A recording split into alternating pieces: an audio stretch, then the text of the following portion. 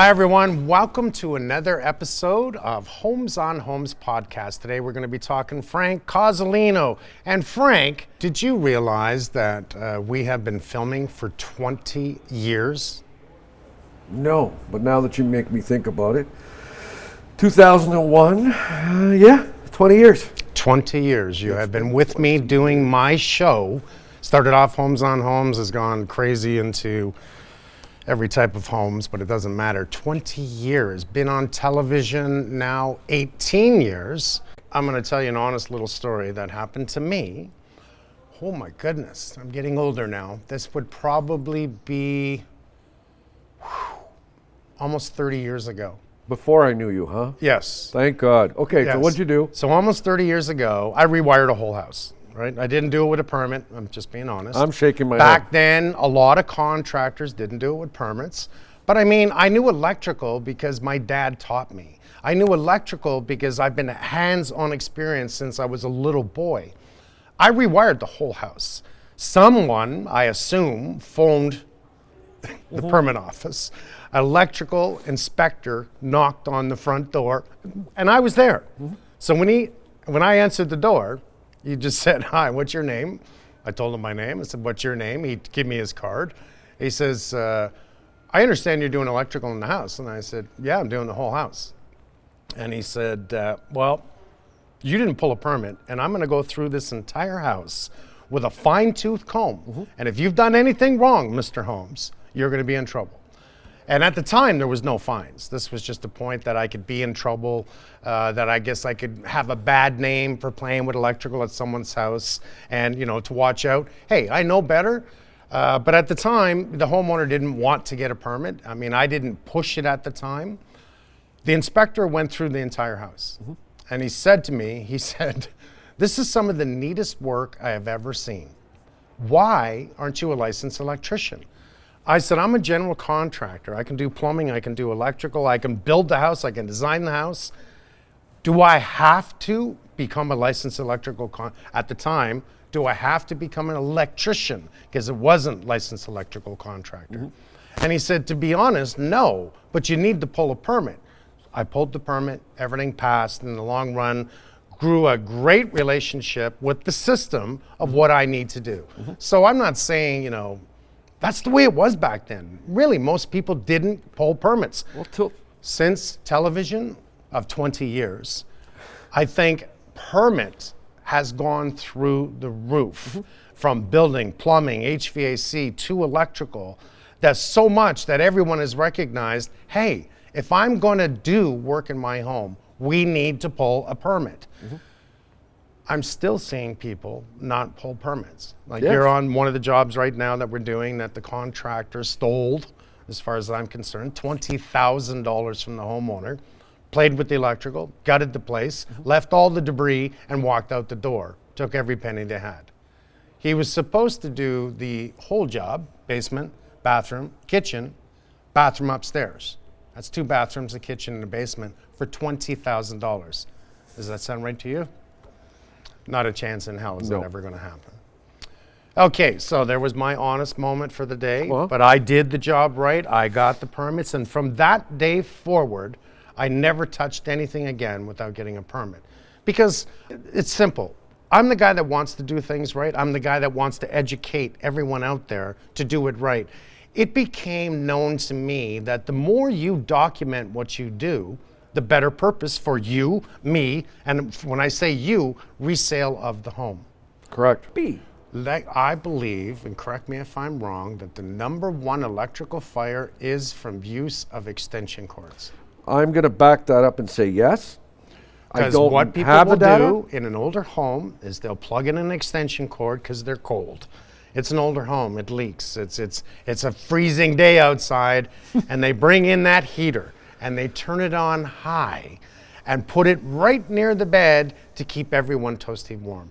That is the most foolish thing anyone can do. If you read the tag on the heater, it says that cord must be plugged directly into the receptacle, not into an extension cord. I'll give you one better. it also says it needs to be a dedicated circuit. That's my number one call for October and November. In those months, I get call after call of receptacles that just mysteriously stop working. And the reason they stopped working is that the wire somewhere along that circuit has actually fried. And why did it fry? Because it was such a heavy load that you were plugging into that circuit. It requires a dedicated circuit. Read the manual, which no one does. I'm going to help a lot of people out here. You ever had an extension cord that, for whatever reason, looked curled like Frank's hair right now? Hey, But when you bought the extension cord, it was straight, but all of a sudden it's curled. That's because it's been under a heavy load, correct? 100% correct. And or a surge, Yes, but mainly it's been under a heavy load. yes. I'm actually surprised that you knew that. Well, You I'm surprised a me. contractor. Yeah, well, a good I have a one. lot of extension cords. Oh. I'll pick up my cords and go, why is this curled? What the hell But was then this again, put under? You also purchased probably a 16 gauge cord, where the heavy duty ones are 14 gauge. Or 12, which Or I 12. have 12 gauge, by the way. And then those don't curl. Why? Because it's a bigger gauge line. It can Right. handle it. So little things that we need to know is that, I mean, how many times have I seen this? And especially when I was younger, my mom would say, Mike, you got to go buy some more fuses, right? Because the 15 amp fuse blew in the electrical panel.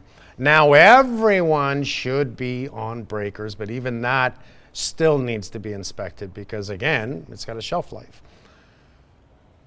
Don't ever take out, if you still have fuses, and I know there's still people out there that have There are. fuses, don't take out a 15 amp and put in a 20 amp or a 25 amp or a 30 amp.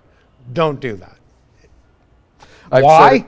I've said it a million times. Like, imagine that the breaker, the fuse, sorry, we're talking a fuse is set for 20 amps, where the wire is a 14 gauge wire that's good for 15 amps. Now we want to make sure that 80% of the load is normal use. So it's actually only good for 12 amps. But here we are, we're going to draw 15 amps every once in a while. Okay, it'll hold. But if we have a circuit where we've got that little portable heater plugged in, and for argument's sake, I don't know, your TV along with your computers actually draw quite a bit. The older, maybe not a laptop, but the older desktops. And as you're using all this, if the circuit starts to pull more than 15 amps, the wire starts to get hot. Then the fuse turns around and says, hey, I'm good for 20 amps. Meanwhile, the wire is still getting hot. So what's going to burn first, the 20 amp fuse or the wire that's only good for 15? The wire.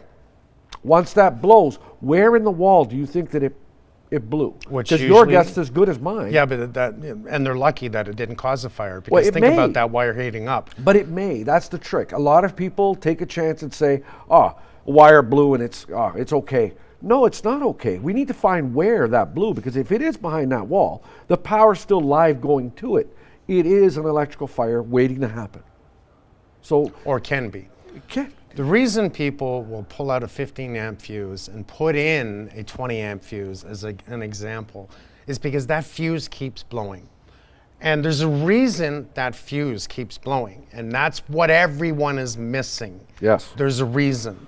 So don't up it, because it will, by upping it from a 15 amp to a 20, which I'm going to go into further detail in a second. If you were to do that, you are creating a possible fire hazard for your home. So if a fuse is blowing, you got to call in a licensed electrical contractor that can bring in an electrician to solve the problem. Don't create one, is what I'm trying to say. When do you need a permit?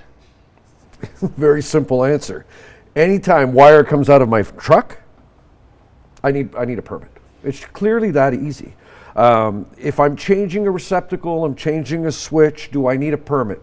For me, as a contractor, the answer is no, as long as I'm not altering a circuit. The minute that a circuit's being altered, so I'm adding wire to the circuit, running a brand new one, you need a permit. It's that simple. If you're working with aluminum wiring, the electrical code says that if you have aluminum wiring and you're a homeowner, you decide to change your own switch, you need a permit. I don't as a contractor, you as a homeowner